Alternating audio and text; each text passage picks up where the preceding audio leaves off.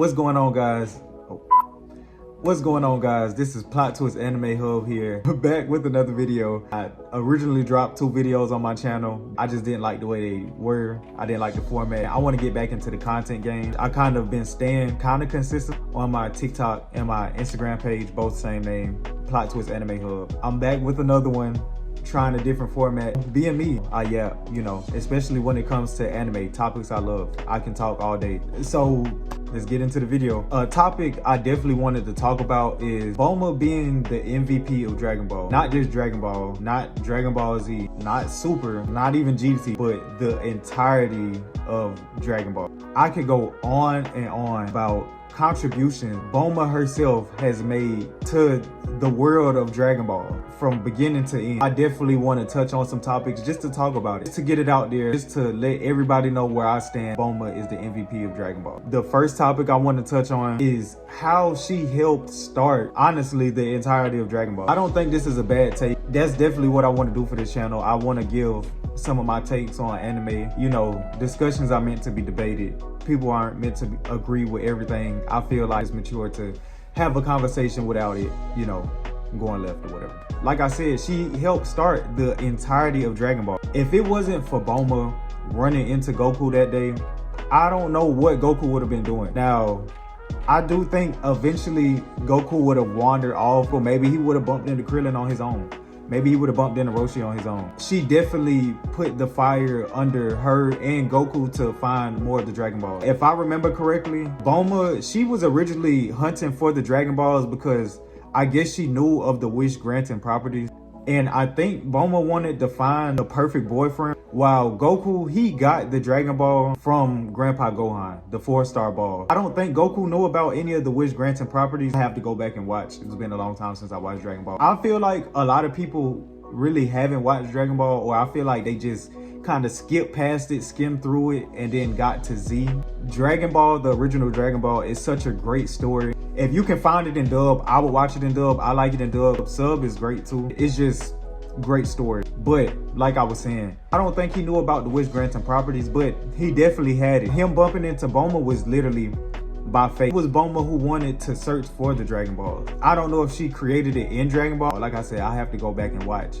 It's been a long time. She created the Dragon Radar, the one device that these guys would like eventually need, to the point it became a plot line in GT of them overusing the Dragon Ball. When you think about how the Dragon Balls are made, you can tell they weren't supposed to be found like that. The way they're scattered across Earth, it seems like they weren't supposed to be found for millennia. Bulma comes along and she makes a device where they can find the balls, find the Dragon Balls, and just use them. You know, wait for the year up or whatever. I mean, I guess her bad, but like they really needed them a lot. My whole point to say that is Bulma literally kickstart the entirety of Dragon Ball. If it wasn't for Bulma, I don't know what the Z fighters, I don't know what they would be doing. Even on just the, not even the technological side, but not even on the technological side, not even on the technology side. So let's put aside technology. Bulma was actually able to save the Earth. Now, I know people might be looking at this video now like, all right, takes are crazy. Listen to me. Bulma somehow, some way, I'm not gonna get into how she did it, was able to tame Vegeta. We can play the clip of Vegeta and Nappa first coming back to Earth, right? I want to say they interacted one time on Namek. I'm not even sure if that was canon. Before I go any further, when I say canon, I thought we all agreed, at least as Dragon Ball fans, that canon was anything directly from the original source material, i.e. the manga. Now, I know things get retconned. I know Toriyama forgets things. I thought that canon was anything directly from the source material, the manga.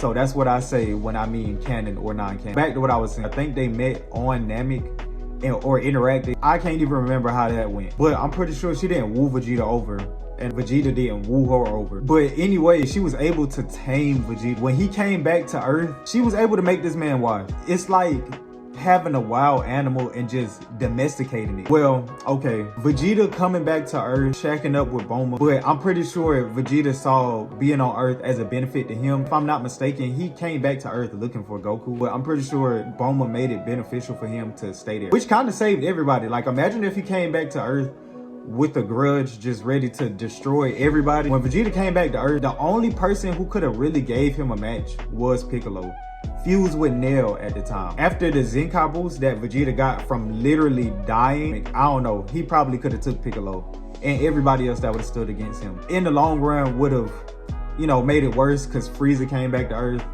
But then I guess Trunks would have came and had to take out Vegeta.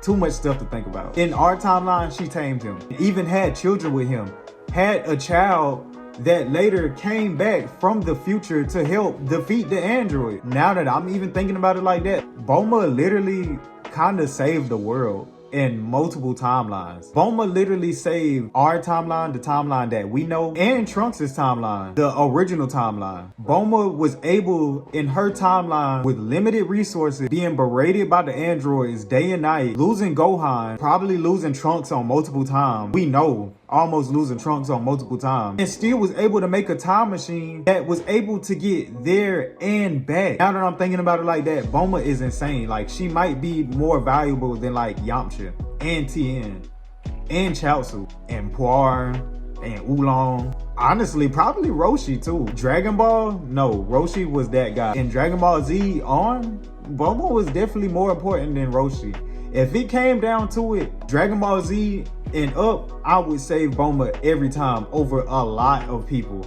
That's just me. For my next topic, oh, I don't even want to start it like that. My next point to bring up is, now a lot of people might debate on this. I'm not even sure a lot. Some people might debate on this, of her rebuilding 16, which was great, you know, to get him on our side, and he wasn't really evil, I guess, in the first place, except the whole killing Goku thing. Her taking a bomb out his chest, some people might debate that, you know, during the fight with Cell, that was a bad decision. Maybe I could be wrong. If I remember correctly, if that bomb would have went off in 16 chest, yeah, it might have killed Cell, but it would have killed a lot of people around him too. It wouldn't have just killed Cell. I guess in the long run, that not happening gave Cell the opening to finish off 16 dying, really set Gohan off to reach the height that he needed to eventually defeat Cell. When you think about it like that, it's a domino effect. Maybe I'm giving her too much grace, but I guess in the long run, even it being a domino effect, she was really clutch.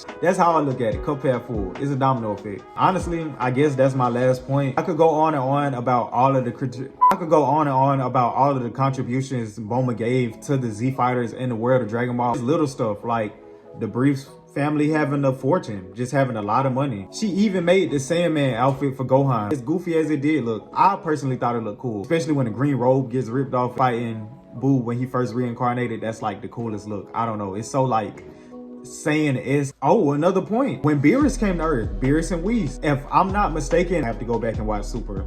Bulma is the reason Beerus and Whis aren't like constantly trying to destroy Earth. If it wasn't for Bulma constantly giving them great food and just making friends with Beerus, Whis, Jaco, I'm forgetting how to say his name, but the Space Patrol, Bulma honestly somewhat of like a diplomatic representative in the world of Dragon Ball. I know that Dragon Ball has like a dog president or whatever.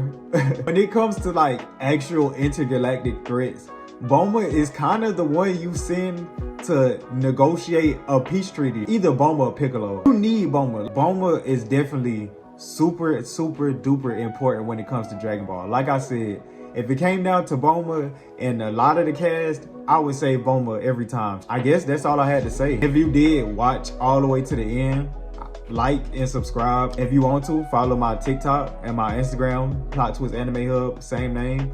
I drop videos a lot more consistently on there, but honestly, I just want to drop consistently more on this channel. So if you did watch to the end, I appreciate you for watching to the end. Even if you watched a couple seconds and scrolled through, I appreciate that too. I guess I'm gonna have more videos coming with more topics, so stay tuned for that. Yep, peace.